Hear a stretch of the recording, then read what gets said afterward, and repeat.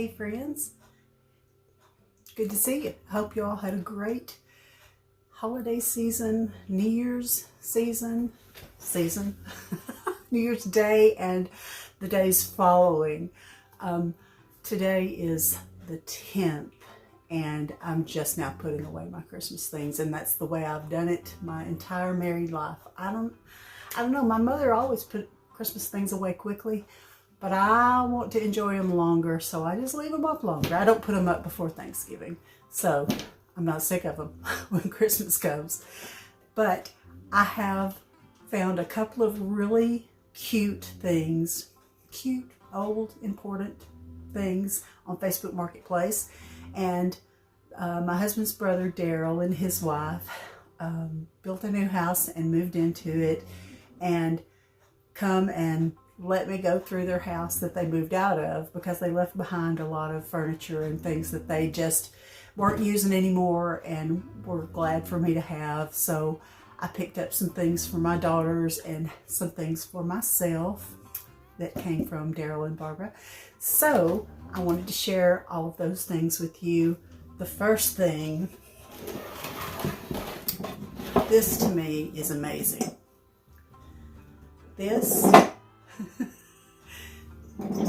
This box was built by Ben and Daryl's grandfather.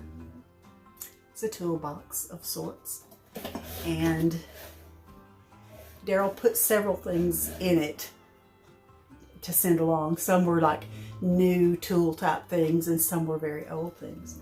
But look at the way that's made. You see the leather strap that you could slip a tool, some kind of file or something. I think that's amazing. I love the green color.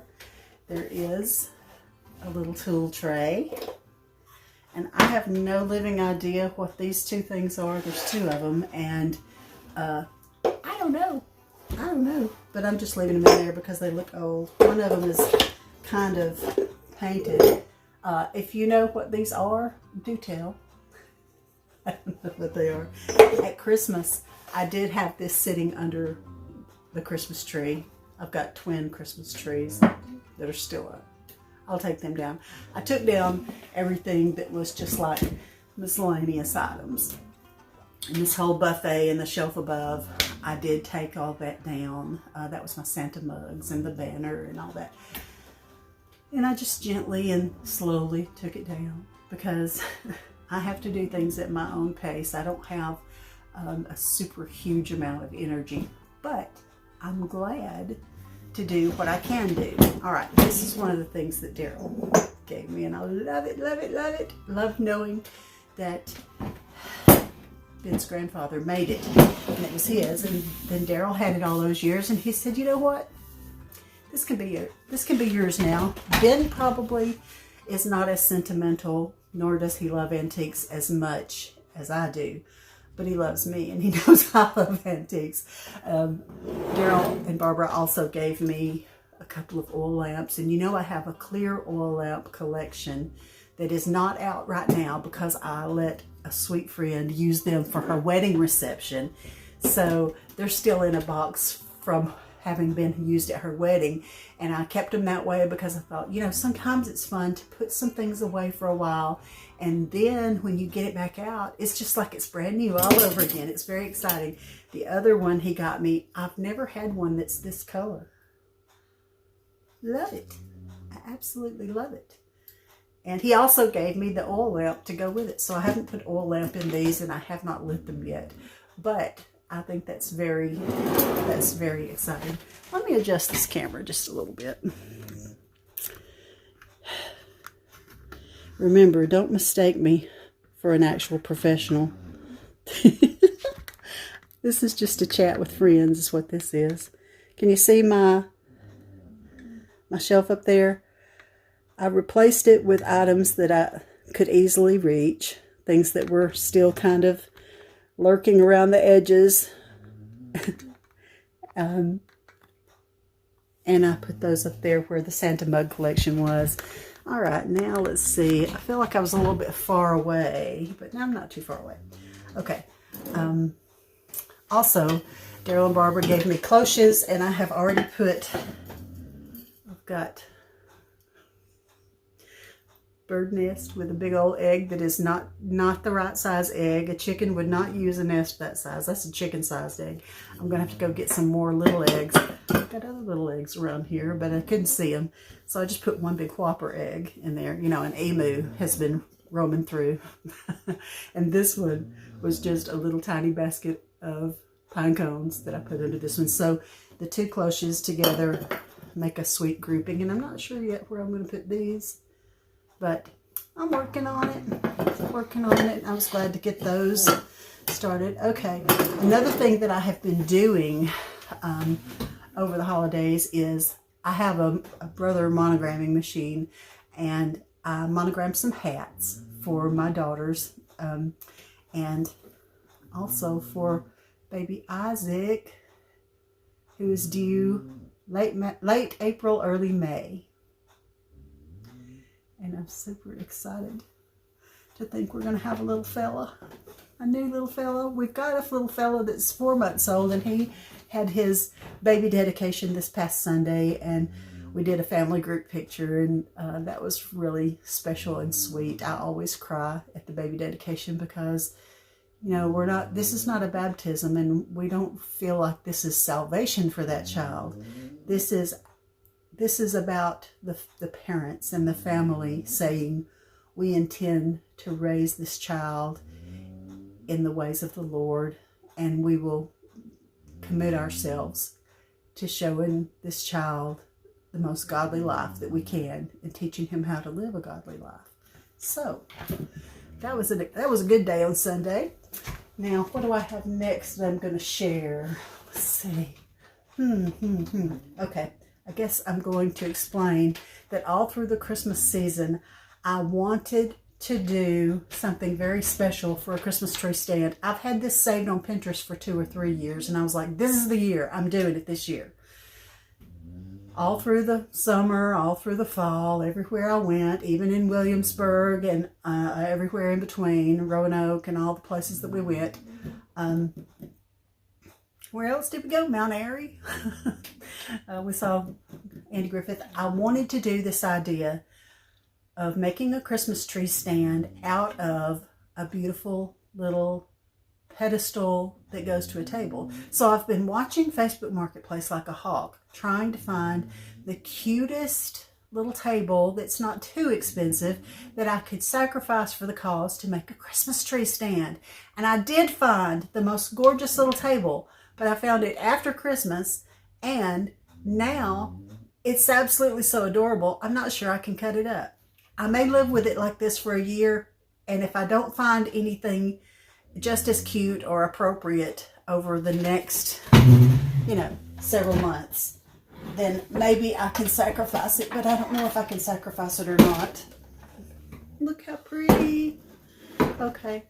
It's heavy. Look at the pretty shape of this little table. And it is solid oak, and it is got some tiger striping, burled looking pattern to it. And I feel kind of like it would be a sacrilege to cut this little thing up. I mean, like I say, I'm going to have to think on this for a solid year leading up to next Christmas. And if I haven't found anything, then I feel better about sacrificing it. Maybe I will. And what I would have to do is, cut it off at a point where you could then drill a big enough hole for your artificial tree pole to go down into it. So, I don't know. All the detail.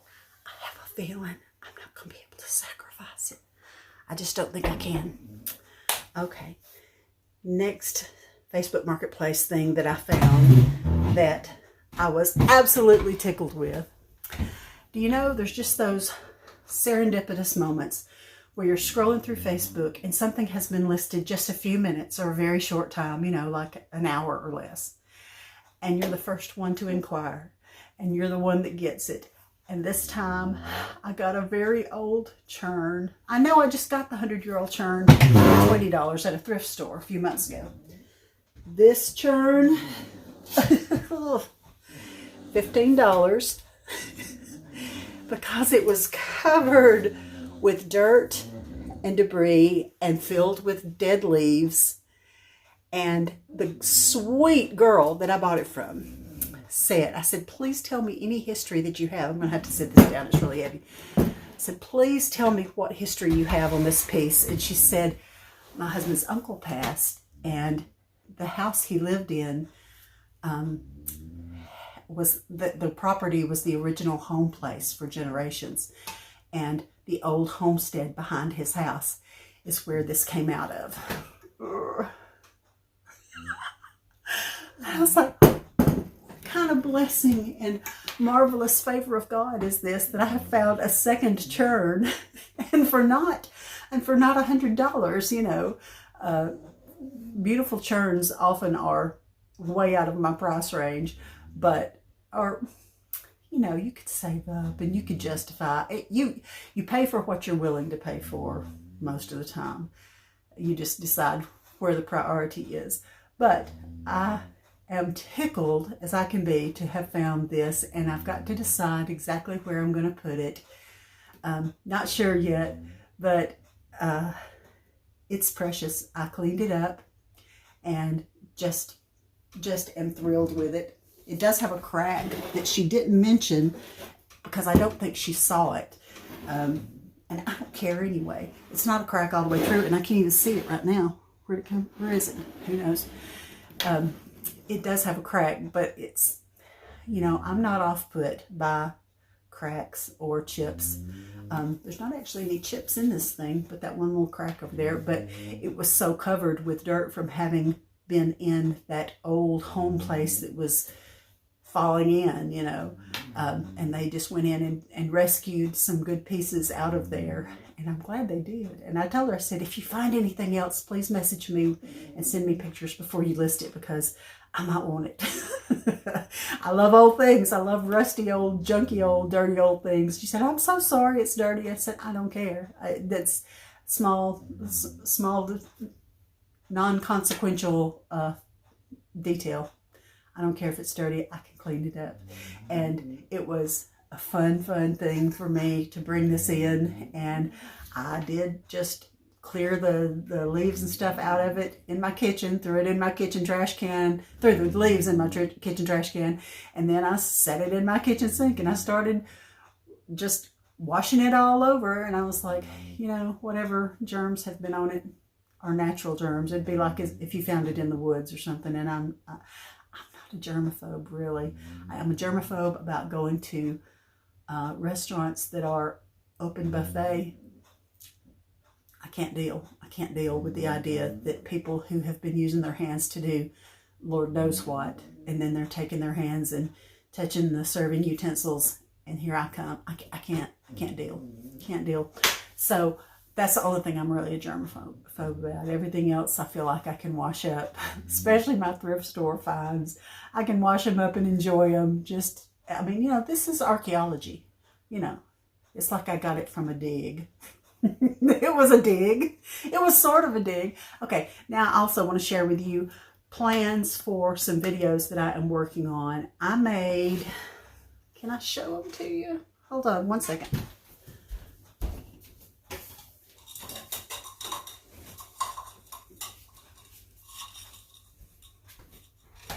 I made rustic bells for Christmas because I've been admiring rustic bells.